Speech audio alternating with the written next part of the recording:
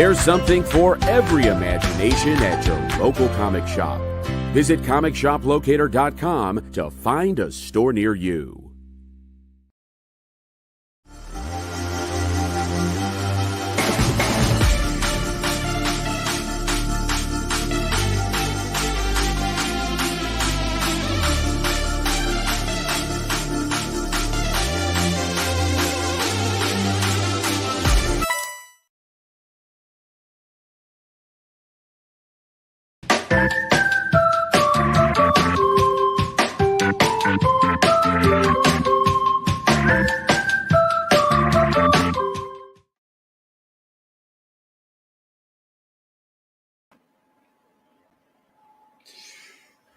JD's on vacation today, so Kyle's filling in and doing his best Dante from Clerks with the I'm not even supposed to be here today. So there may be some technical issues today. Please be warned. Good afternoon, everybody. Welcome to the Dan Wickline Show. It is Thursday. It is the big day as the Batman hits theaters. And I was just thinking, my mouse wasn't where I expected it to be. That is often the case.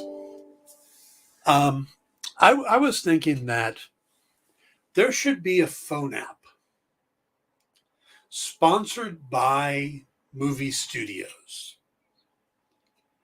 that allows you, when you go into the theater, the moment the film starts, you have the app open, you hit the button, you have it on vibrate, you put it in your pocket. It vibrates to tell you that a good bathroom break time is coming up. A good lull in the story.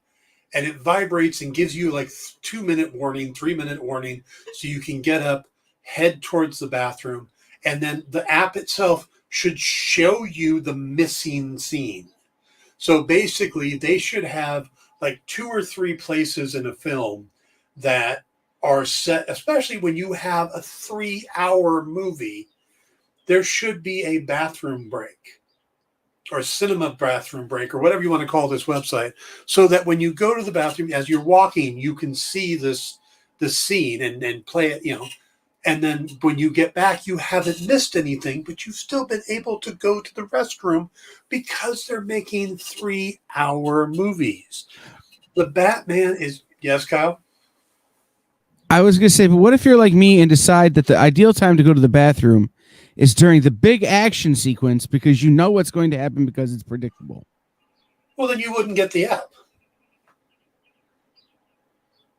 I still want to see it, but like, I'm here for the plot. Hashtag only watch it for the plot. Well, yeah, and that's why it gives you the missing scene as you're going to the bathroom. Well, what I'm asking is, does this app just how do I put this? Know when you're pooping, and you can watch it on your phone, or like, do you have to choose from? Oh, this is when I'm gonna go, like, and there's a number of scene options. What I'm saying is that there's like 3 break points in the movie, and it vibrates each time one of those is about to come up, and they've got the 5-minute clip that covers it. And the studio, I have a better idea. What's that? The return of intermission. Intermission's a great idea. The only problem is when you have 3 potential breaks and not everybody's using the app, you're not going to, hate to put it this way, flood the restrooms. If you have an intermission, everybody's going to get up and go at the exact same time. Yeah, but then you can also, like, the movie theater can plot staffing. Like if you're, so tonight a bunch of people are going to go see Batman, a 3.5-hour movie. Right. If they know intermission comes an hour and 45 minutes in, they can have new staff come in for that rush so that you've got more than one person working the popcorn machine. Yeah, but they should be able to do stuff like that. On a big movie night, they should that anyway. And by the way, Batman is 2 hours and 55 minutes, not 3.5 hours. Unless you're counting trailers, aren't you? It just felt like 3.5 hours from what I was told. Like it, from what I was told, is there are parts where the pacing could be faster, Uh-huh. and it feels a little slow, so it feels like a longer movie than it is. Kind of like Rudy. I've heard that they could trim about 15 minutes out of the third act, and it would be a better movie. That's the review? That's a response I've gotten from multiple people. So, but I am going to give you guys a piece of information here that's not spoiler, but it's going to save you. There is no end credit scene. What there is a little message that pops up on the screen that gives you a website, and the website is a Spanish word. It's like bat something or other, but it's in Spanish. So I don't remember. I looked it up. It was like Asla Alanda or something. And let's see if I still have it in my web browser. ASLA.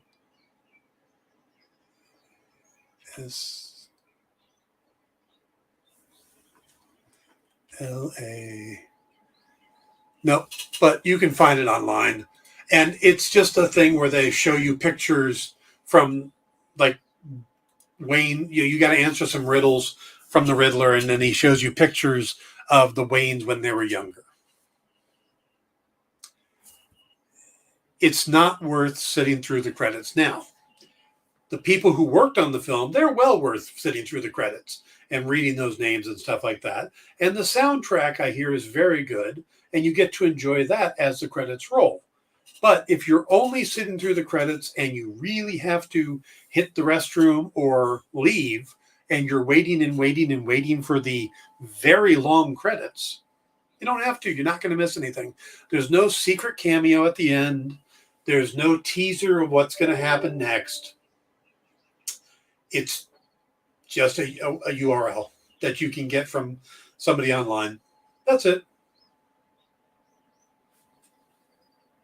So don't stress out. Don't feel like you have to stay through the credits if you don't, if you got to do something else. There's nothing there. This is DC, not Marvel. There doesn't have to be an end credit scene. So just keep that in mind. Now, since we are talking about the Batman, there is some interesting news that there are 2 spin-off series in the works that will appear on HBO Max. We know one of them, up until recently, we knew that one of them was going to star Colin Farrell as Oswald Cobblepot, a.k.a. the Penguin. And it's going to be kind of a gangster thing, and it would probably be an R-rated series. I mean, it's going to be pretty rough. So Colin Farrell's going to star in it. It's going to be about him taking over Gotham and all that. It's a crime lord. The other series we hadn't gotten any word on. Well, that changed thanks to an interview with the Toronto Sun. Matt Reeves teased the fact that a particular Gotham landmark is going to be a big part of the second series. And what he says is, we're doing the Penguin series, and we're doing another series that connects to Arkham Asylum. So now, Arkham's always had an interesting history in the comics. What that, will they be exploring the history of Arkham? I think that would be fascinating. Will they explore the people in Arkham, the treatment of some of the criminal minds? There's a lot of things they could do there. But so one series is going to be about the Penguin. The other series is going to connect to Arkham Asylum. Don't have anything else on that, but that's a little bit more than we had yesterday. Also, it seems that in that same interview, Reeves kind of hinted that Warner Brothers is pretty happy with the film, and we know it's going to make a boat ton of money, a bat boat ton of money. And they're already talking about what next. And Reeves says, we're talking and thinking about the next movie. But to be honest, at the moment, I really want the audience to connect with this one. And I really believe they will, because Rob is an incredible Batman.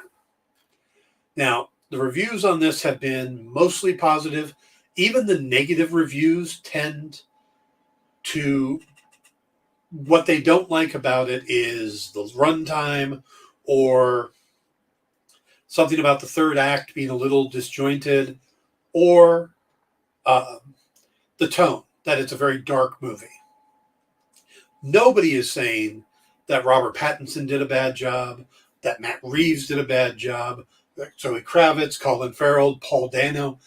Those people are still singing the praises of the cast and the story, but their problem seems to be with smaller parts of the movie. So, like I said, even the negative reviews are still somewhat positive. So that's something to keep in mind. Ooh, we went question mark. All right. Now, what we're going to talk about today is I recently did a psychological breakdown of the Riddler with the idea. Now, originally I went into it to try to figure out, let's change the way I approach this. A couple years, I felt you needed an appropriate background. I appreciate that. About a year or so back, I did a big video called The Psychology of Villainy, Lex Luthor. And I broke down why I thought that the movies and the movies always get Lex Luthor wrong. The TV series tend to do a little bit better. Michael Rosenbaum and John Cryer are much better Lex Luthors than Kevin Spacey, than Gene Hackman, or Jesse Eisenberg. Now, that's not to knock those actors. Gene Hackman was fun. It fit that movie, but they tended to, when they do movies with Lex Luthor, they make him a megalomaniac and a real estate guy. They're always real estate deals. Every movie's a real estate deal. When they get to the TV shows, that's when they can take the time to kind of get into what he really is, which is a malignant narcissist. And I do a big breakdown on that and where the shows do better and stuff like that, and why the movies do poorly. Well, when I thought about doing another one of those videos, which I've done, I wanted to look at the Riddler. And mainly it was because I kept seeing the trailers and stuff for Matt Reeves' film and seeing how he was kind of taking him in this 7/Zodiac killer direction, which didn't make sense to me because nothing we'd seen from the Riddler, at least in my opinion, fit that motif, that characterization of Edward Nygma. I mean, even the fact that he's doing Edward Nashton, which is the other name Nygma had, and Edward Nashton is actually the guy that created the crossword puzzle. So that's why they gave him that name, or Nashton at least is. So Edward Nygma is a name he takes on. He's supposed to have been born Edward Nashton, but they're keeping the Nashton name in the movie. Well, as I dug into the psychology and really started looking at the character, I realized that, to my surprise, this is a continuation of the characterizations we've been seeing. So I'm going to give you some of the notes and stuff that I did for my video and give you an idea of what I think the Riddler is and what I think he isn't, because there's some misconceptions on what people would diagnose him as. OCD is a big part of how people see the Riddler, and it's wrong. He's not OCD, but I'll get into that. So let's start breaking this down. It's a fun little write-up I did, and we'll take it from there. But I mean, Batman is arguably one of the most popular characters in the world, and we're going to see it this weekend with this movie. And with him comes, of course, this collection of colorful villains. And the average person recognizes most of them, and it's partly because of Batman 66 and the animated series and stuff like that, and these other movies we've had. I mean, this is like the 11th time Batman has appeared in a live-action movie. If you count the original Adam West Batman movie, and you count the Justice League and Batman versus Superman and stuff like that, this is his 11th live-action Batman appearance. Now, they've all focused on different things. And the one thing they don't normally get around to doing is focusing on the world's greatest detective aspect. Because, I mean, when they created Batman, they kind of gave him a jack of all trades thing going on. You know, he's one of the world's greatest fighters. He's the world's greatest detective. I mean, humble brag overboard. I mean, it's ridiculous. But most of his villains match up to him on some level, whether personality, ability, or history. You know, Mr. Freeze has a similar tragic history. Penguin was also a rich kid that grew up and went a different direction, stuff like that. The Joker's kind of a mirror of Batman with personality and his obsessions and stuff like that. Well, the Riddler, in a lot of ways, is the opposite of the world's greatest detective aspect. You know? And like I said, where many villains tend to be narcissists or megalomaniacs, I don't see the Riddler that way, nor do I think his compulsion for leaving clues is from OCD. I think Nygma is an obsessive-compulsive personality disorder with a bipolar 1 subclass, which will become clear as we look in the character's history. Now, he first appeared in 1948. He was created by Bill Finger and Dick Sprang. And he showed up the first time in a 12-page story in Detective Comics number 140.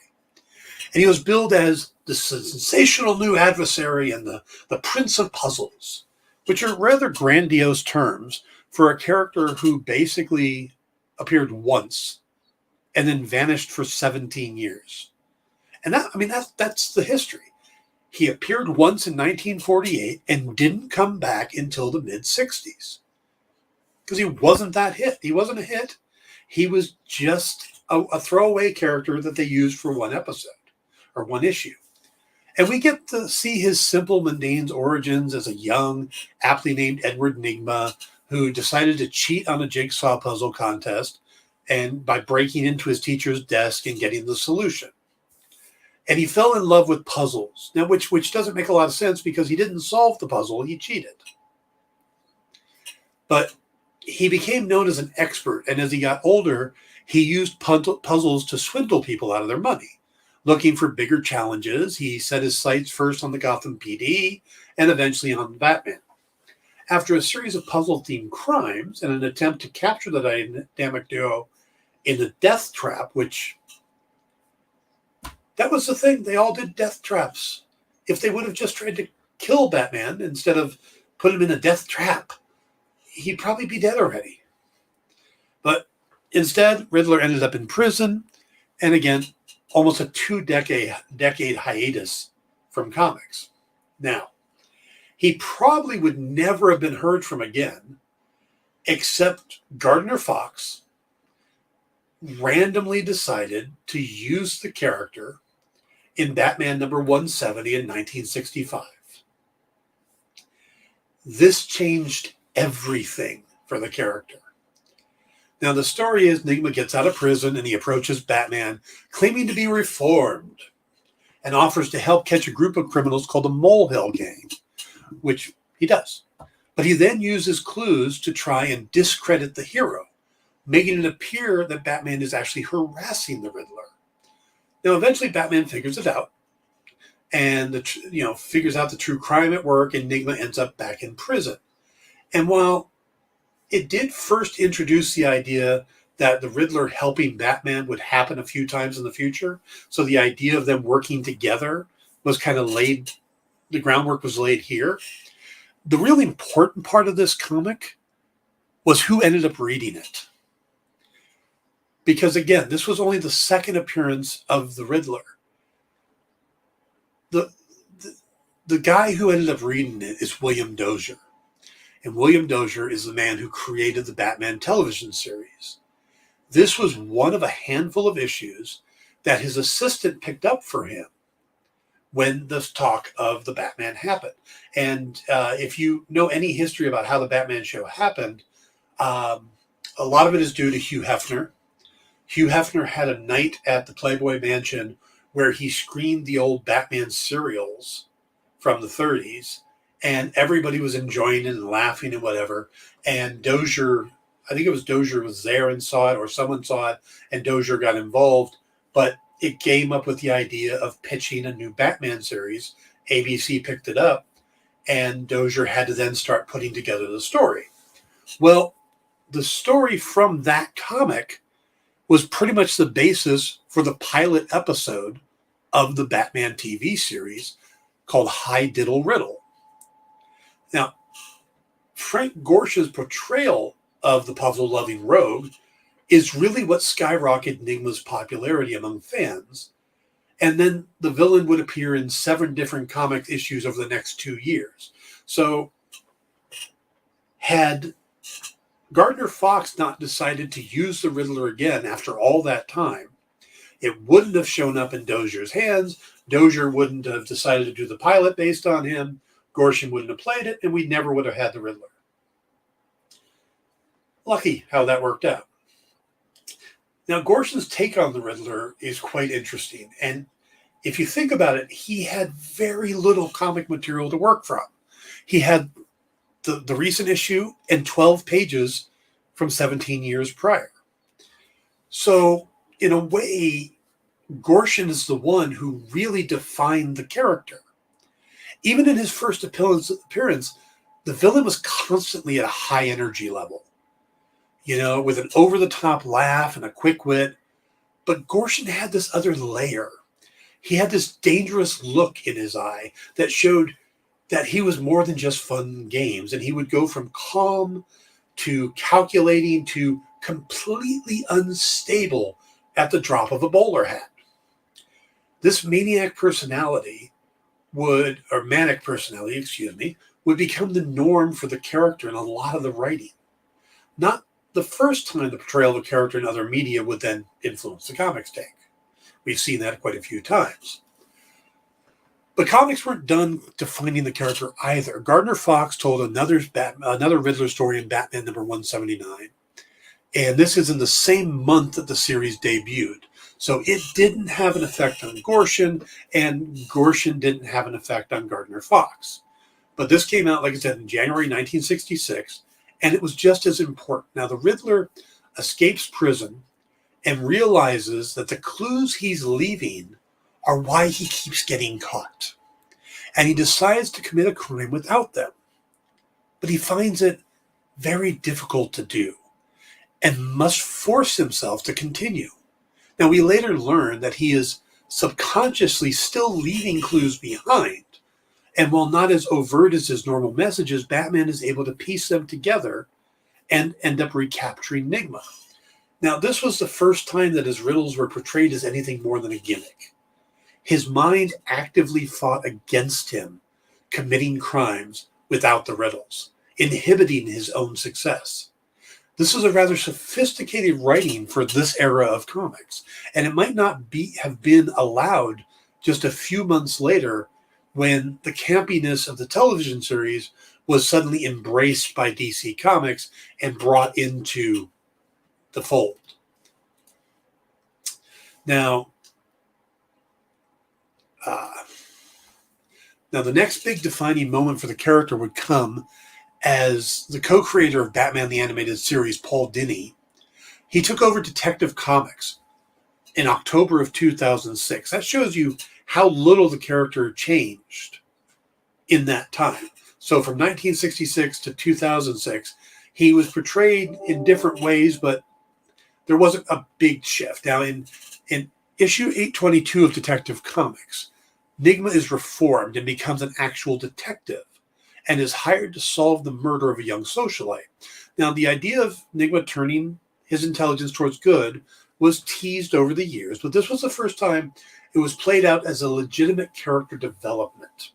And in a 3-issue Batman Confidential run in 2009 by Nunzio De Filippis and Christina Weir, the character was shown to be a bit more intelligent and a slightly better detective than Batman. While eventually reverting to crime, these stories showed the character's true potential if he could get his issues under control. Now, while the linear look of the evolution of the character is simplified, the way he has been handled over the years in both comics and other media has varied greatly. I believe this comes from both misdiagnosing his obsession with riddles and missing the underlying comorbidity. You can find dozens of videos and essays online that define the character as having obsessive-compulsive disorder due to his inability to do crimes without leaving clues. Now, this is a wrong interpretation of what Gardner Fox presented to us all those years ago. Obsessive-compulsive disorder is, by the way, I should stop here and say, I'm not a therapist. I'm not a psychiatrist. I am someone who did a lot of research into this. I've talked to them I talked to a psychiatrist and stuff to figure out if I'm on the right track. But this is not in any way to diagnose anybody or anything like that. So I am just research. I'm just a researcher. And according to Kyle, I have researched induced OCD. Okay. So obsessive-compulsive disorder is characterized by an unreasonable thoughts and fears, basically obsessions, that lead to compulsive behavior. These fears are usually focused on germs or safety, and that leads to cleaning rituals or having to check and recheck things that might be dangerous, like a stove or an iron. And while Nygma is obsessed with riddles and puzzles, I don't see his motivation for that obsession being based on his thoughts or fears. I think a lot of people think OCD is just obsessing over something because of the word obsessive-compulsive, in it. But that's not exactly the case. Now, obsessive-compulsive personality disorder, which is often confused with OCD, but other than the similar name, they are quite different in causation and reaction. Where in OCD, the compulsive behavior is, in theory, supposed to alleviate the anxiety created by the obsessive thoughts. OCPD is a disorder that has a pervasive pattern of maladaptive personality traits. OCPD exists in anywhere from 2 to 8% of the population, which makes it one of the more prevalent personality disorders in society. It's characterized by perfectionism, moral rigidity, negative affectation, interpersonal aggression, and a need to control other people. For an OCPD diagnosis, there needs to be 4 out of the 8 possible criteria: a preoccupation with details, orders, and rules, perfectionism that interferes with being able to complete a task, an excessive devotion to productivity, a tendency to be inflexible about matters of morality, ethics, or values, hoarding, incapable of delegating tasks, and miserly spending style, and overall rigidity and stubbornness. Now, the 2 traits most common in an OCPD patient are perfectionism and rigidity. They are also the 2 subtypes, aggressive and pleasing. In this case, I think Nygma falls into the aggressive category, where the person is vindictive, self-centered, with hostile and dominant behavior. They engage in frequent arguments with others, people, and tend to anger easily. The causation of this disorder is still mostly unclear, but a strict upbringing is often a factor. Now, we're at the halfway point. We'll pick it up in just a minute, so let's go to a quick break, and we'll be right back.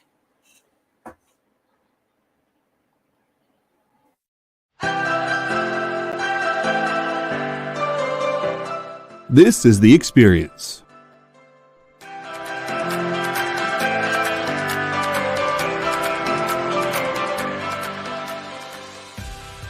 Good afternoon, everybody. Hey there, hi there, ho there. You're as welcome as can be. Hi, I'm Nancy McCann. Welcome to Friday Night Live on The Experience. Welcome, everybody. It's Fat Jack's Comic Crypt. Brendan, Al, Jason, hanging out. There I am. Welcome back to Kicking It with Henry, folks. I am your host, Henry Copeland. It's great to be here with you guys.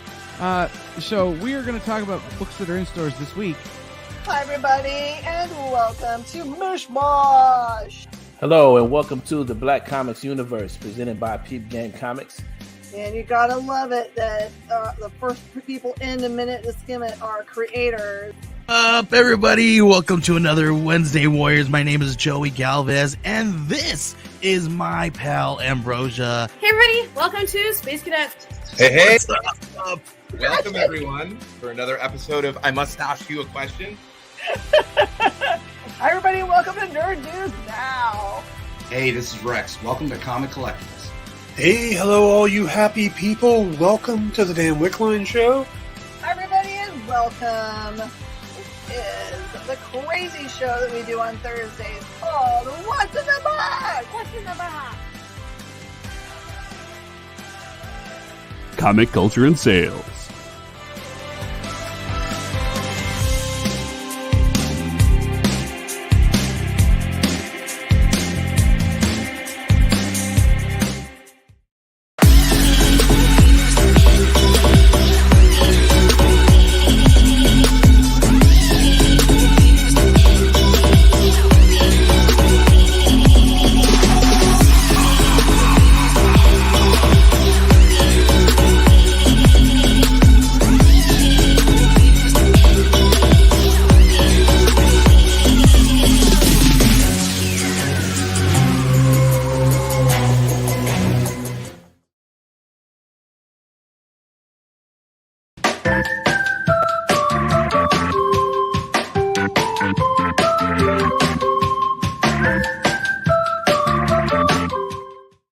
Hey, everybody. Welcome back to the Dan Wickline Show. We are taking a deep dive into the psychology of the Riddler and how what we've seen over the years has been a perfect setup for what Matt Reeves is doing in the Batman movie. Now, the last thing I had mentioned before the break was that the causation of OCPD, which is the diagnosis I think the Riddler has, the causation for the disorder is mostly unclear, but it's a strict upbringing is kind of the key factor, at least is often a factor. Now, as a boy, Nygma was overlooked and ignored. In some versions, his father was jealous of Nygma's intelligence, accusing him of cheating and beating him. The first opportunity for Nygma to get any positive attention came with the puzzle contest, and while he cheated to win, he was rewarded with the attention he craved. This created a pattern that he would go on to repeat and escalate throughout his life. It wasn't necessarily the money he was after. It was the adulation of outsmarting someone and getting away with it. This pattern became a rule of sorts that he would follow and would continue to succeed until he crossed paths with Batman. And while his early encounters landed him in prison, his later failures would lead him to Arkham Asylum as his actions became more clearly psychological disorder. His OCPD kept him from repeating his pattern. His OCPD kept him repeating his patterns even when he became aware of their detrimental nature. His desire to make the perfect crime or perfect riddle often stopped him from actually succeeding. Now, another odd aspect of the character that comes up sometimes in the comics is an inability to lie. Part of why he got into asking the riddles was as a way to answer without answering. The inability to lie fits into the inflexibility when it comes to moral and ethics as part of the OCPD diagnosis. We all define our own morals and ethics. Nygma has his, and while questionable to some, he sticks to them at all costs. Now, OCPD often presents with a comorbidity. The existence of more than one disorder in an individual, and while it covers the comorbidity means that there's more than one disorder in an individual. And while it covers the characteristics we see in Nygma in the comics, the way Frank Gorshin portrayed the character seems to fit a second disorder. Bipolar 1.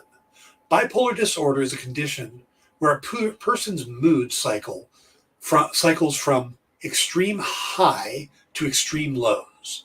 It can affect energy, ability to function, can even cause hallucinations and delusions. The difference between the two types of bipolar has to do with the severity of the mood swings. Bipolar 1 being the more extreme. Bipolar is diagnosed with the following criteria: a persistent period of elevated or irritated mood, along with an increase in goal-directed activity or energy.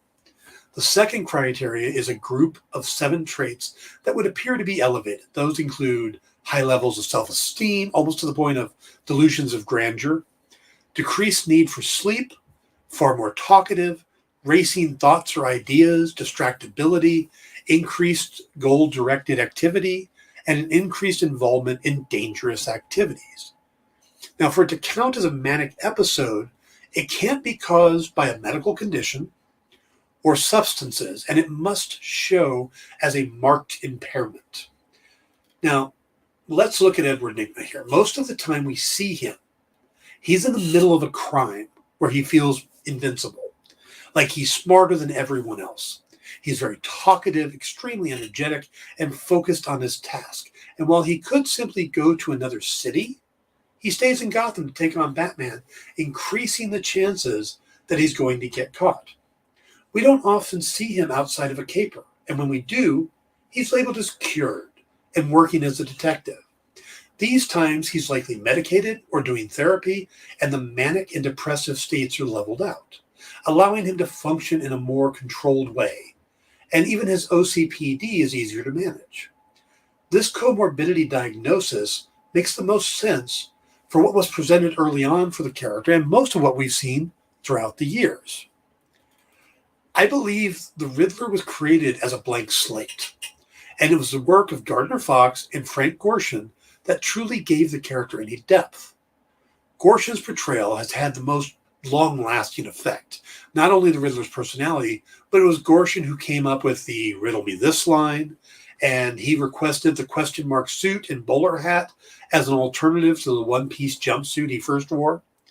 Had Gorshin not made the character so memorable on the series, there's a better than average chance he would have faded away, having only appeared 3 times in comics. And as Gorshin only had those 3 comics to work with for character, Gardner Fox's interpretation in the Riddle-less robberies of the Riddler obviously played a big part in his research, or at least as it was going forward. Because again, they came out kind of simultaneously, but Gorshin would continue to play the character in the series, other than when there was some tension between Gorshin and the producers of Batman series, and the actor wasn't available during season 2.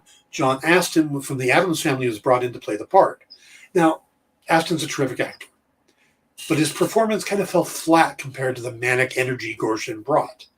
And the producers were able to bring Gorshin in, returning for the 3rd season, and he would play the role again in The Legend of Superheroes in 1979. So, in a lot of ways, what we see of the Riddler is because of Frank Gorshin and how he interpreted what he had seen in the comics. Now, there wouldn't be another live-action Riddler for 15 years. The popularity of the character made him a regular in animated features, starting with the Filmation Batman series in 1968, where he was voiced by comedic actor Ted Knight. Jay says, "So far, Frank has always been my favorite. I've yet to see Paul Dano." Fair enough. He would show up in many other series over the years, usually mimicking Gorshin's take on the character. Now, that would change with Batman the Animated Series, though. The producers wanted to go a different direction with the Riddler, making him more sedate, less wild clothing, and less manic, so he'd stand out from the Joker. They hired John Glover to voice the character and gave him this kind of smooth, intellectual feel with generally challenging puzzles.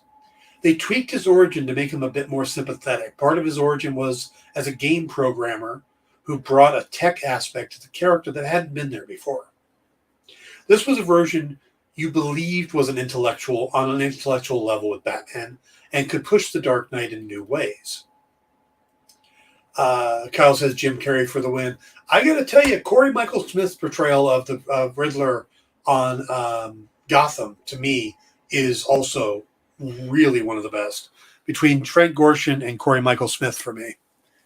Now, the Riddler would return to live action in 1955, the Batman Forever film with Jim Carrey, and they combined a bit of the new origin given to him in the animated series with the over-the-top performance of the late 60s to create a scene-stealing character that often played off of Tommy Lee Jones's Two-Face. Now, Carey's Nygma seemed to take what Gorshin did and turn it up to 11. But we never really got to see the character's true intellect. He lacked any real depth. And it felt like they just pointed the camera at him and said, "Be Jim Carrey." Around the same time in the comics, writer Chuck Dixon revamped Nygma's backstory in Detective Comics Annual Number 8, where the idea that Nygma's eccentric criminal behavior came from an obsessive desire to prove that he matters. Now, this would fit in with the bipolar diagnosis during the depression cycles, and that when he does swing back up and plans a job, his OCPD forces him to stick to the rules he's created for himself. Another major comic story in the early 2000s featuring Nygma was Batman Hush. This pitted the Caped Crusader against a new villain who knew his identity as well as other members of the Rogues Gallery, all of whom are either enhanced or acting out of character.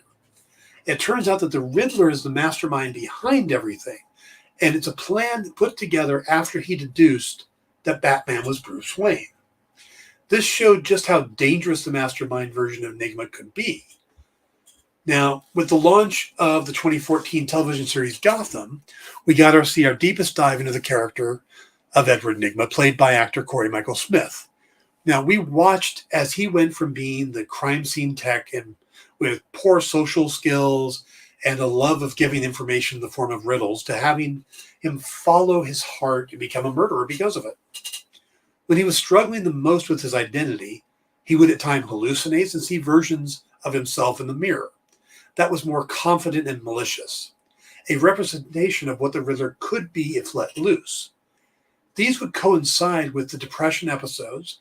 We also got to see the growth of a complicated love-hate relationship with Oswald Cobblepot, played by Robin Lord Taylor.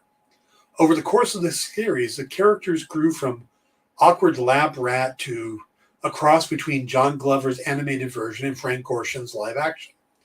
Never quite as cool as Glover, nor as high-strung as Gorshin, the character found a believable middle road that kept the quirks and disorders we come to expect.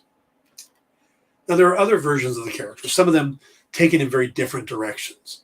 But the one that might be the most different hasn't come out yet, or comes out this weekend, and that's Matt Reeves' The Batman, with Robert Pattinson as a young Dark Knight. The main villain appears to be a more extreme version of the Riddler, played by Paul Dano. Now, the first change we see is that he's going by Edward Nashton here, the other surname the characters had in the comics. But from what we've seen of in the trailers, he appears to be more of a Zodiac killer. We see him leaving coded messages and even sending a Halloween-themed greeting card, similar to the one the real killer sent. There's even a mask the Riddler wears that is reminiscent of the sketches of the Zodiac killer. Now, while we can see the parallels in design and how the character communicates, I think the similarities will end there. The Riddler hasn't been a killer in the majority of his previous appearances. The trailer shows us a Riddler who's going up against what he believes are lying, corrupt politicians. The killing would be a huge escalation for the character, but it would fit in with OCPD. If his inability to lie is because of his moral code, then his strict adherence to the rules could lead him to go after those he sees as lying. And while he could just kill them outright, his compulsion to use the clues and riddles dictates that he has to send the messages to the police and Batman. So where at first glance this version may appear to be a huge departure from the character as we know it, it is just as likely that Reeves has completely embraced the psychology of the Riddler and is using it in a different and more extreme way. Now, in the 73 years since the character was introduced, it's those stories that see the character as more than his gimmick or OCD that have propelled him in popularity. He has been shaped by many hands into a very intelligent and troubled character who is often his own worst enemy, and one of the biggest threats Batman has ever faced. Now, all of his toys, it's Batman's mind that is his most powerful weapon, and Nygma can counter that. He's not a match in a fight, but in a battle of wits, Nygma has potential to come out on top if he doesn't sabotage himself first. Now, the more we've seen in the trailers of, I just noticed the writing on the title. Thanks, Kyle. The more we see of the trailers of the movie, the more and more I think the diagnosis is right. I did this a couple months ago, but the more we see, it hasn't made me change my mind. I think Reeves is embracing the OCPD and bipolar aspect of the character. Now, I don't know if he's going to have the manic episodes. It may not come to that. Reeves may not, it may not be the right tone for the movie, but I still think it fits into the character and what we've seen of him. Now, Jay, Kyle, or anybody else who's watching, if you guys have seen something of the Riddler that you think is a definitive, please mention it, because I'm kind of curious. To me, it's the ones I mentioned. The Chuck Dixon run, which showed him, it wasn't so much that it showed him in a different way. It showed him in a way we don't normally see. It showed him in a down cycle, when we never get Riddler in a down cycle. We did a bit in the TV series, and that's why I think it works. And in a lot of ways, it's why I think some of the DC characters work better in TV shows than in movies, because there's a way to shorthand some diagnosis.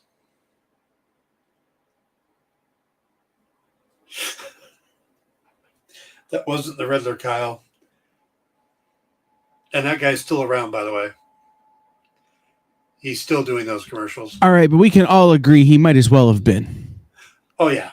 Yeah, he might as well have been, but he wasn't. It's why Lex Luthor in the movies is always a megalomaniac, and why he always does real estate schemes, because you can't really get into malignant narcissism. You can't get into narcissistic personality disorder in a 2-hour movie. You can, okay, it's not easy to get into. You have to ask the audience to accept things, to come in with a little bit of knowledge, and we don't do that when we write movies. In a TV show, we can do something like Michael Rosenbaum slowly progressing into the Lex we know over the 10 years of Smallville. We can see John Cryer coming into Supergirl and revealing himself to be that type of character. We can get that from John Glover. We can get that in comics, but you can't get that in a what Jim Carrey did in the movies. You just get, a modern day version of Frank Gorshin and hope everybody understands. And that's the problem. And that's why I think it's difficult for Warner Brothers to really get their good villains accepted in the movies. It's why we always talk about how horrible the Lex Luthors are, or the villains are never what we talk about in the DC movies. In the Marvel movies, we do. Loki, they spent a lot of time breaking down Loki. Yeah, that's the guy. Yes. We spent a lot of time breaking down Loki. We really understand him. We know his traits and stuff. We really got to understand him. But when they just, when they have the time to do that, we get these great characters. Killmonger. Yeah, Matthew Lesko, right. Killmonger, they really spent time to give us his backstory and develop him. But, and even Hela somewhat. But then you get a villain like Red Skull. We really didn't get much into the psychology of the Red Skull, what makes him tick. We just said, oh, he's like an evil version of Captain America with a red face. Go. And I think that's why there's certain villains in the Marvel Universe, in the MCU, that come across great. And you could do a TV series with Loki because of the stuff set up. But you don't really get that much with the Warner Brothers one. you look at the movies, Heath Ledger's Joker is probably the one they spent the most time on. But we all know the Joker. We know his insanity. We know he's absolutely insane. So we accept that, and the crazier he acts, we eat it up. That's why Heath Ledger was so good. But to me, one of the great performances in that movie, The Dark Knight, was Aaron Eckhart, I think his name is, the guy that played Two-Face. That was more subtle. That was more set up. His, it came about slowly. They gave us the time to beat the character, to grow into it and see him change. So that, that's what I like. I like when they do that. And I like to see them do that more. Now, it sounds like Matt Reeves may be doing that here, that we really get time with these characters. But there's a lot of characters being introduced in the movie. We're getting Carmine Infantino. Not Carmine Infantino, he's an artist. Carmine Falcone, played by John Turturro.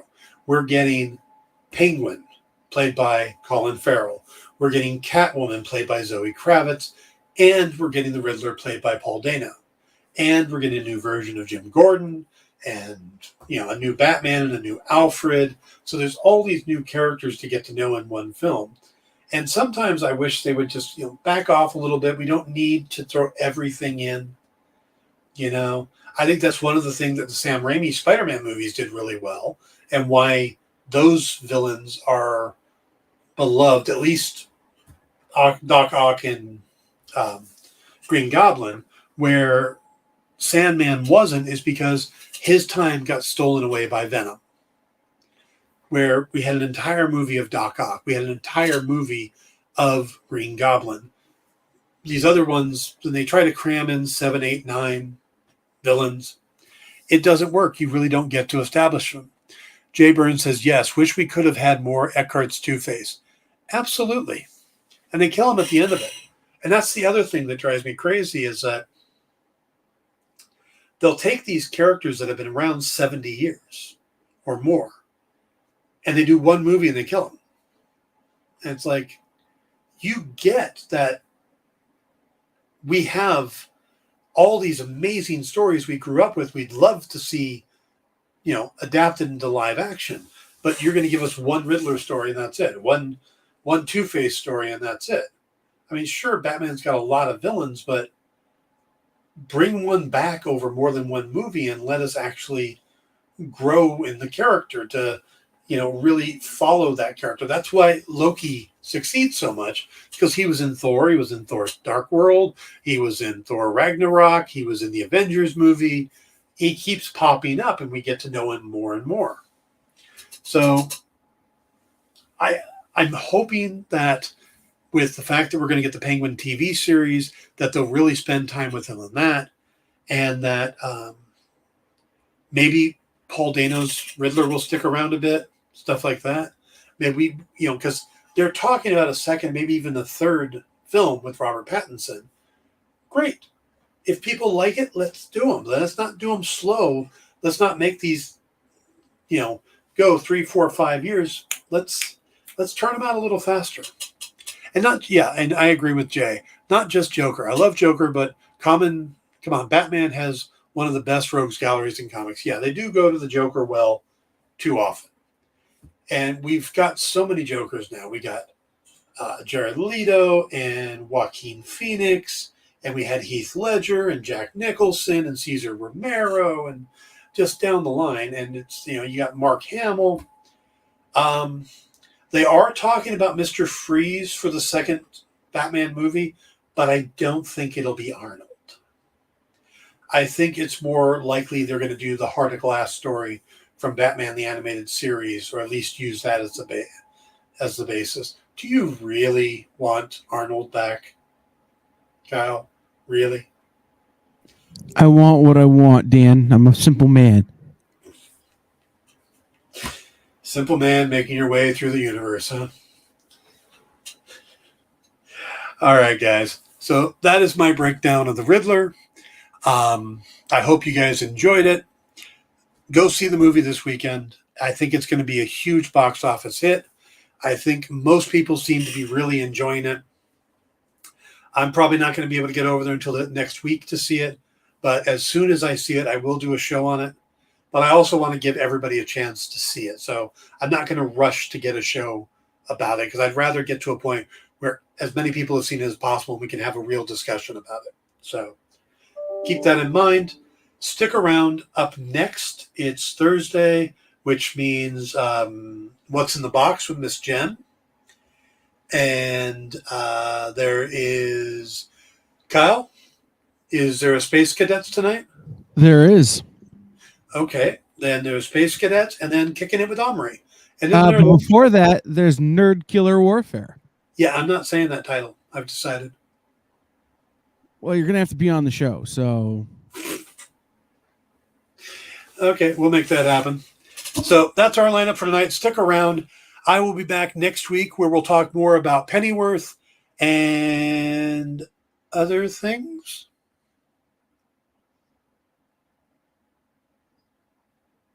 Yeah. So have a great weekend, folks. See you on Tuesday. Stick around for What's in the Box. Good night, everybody.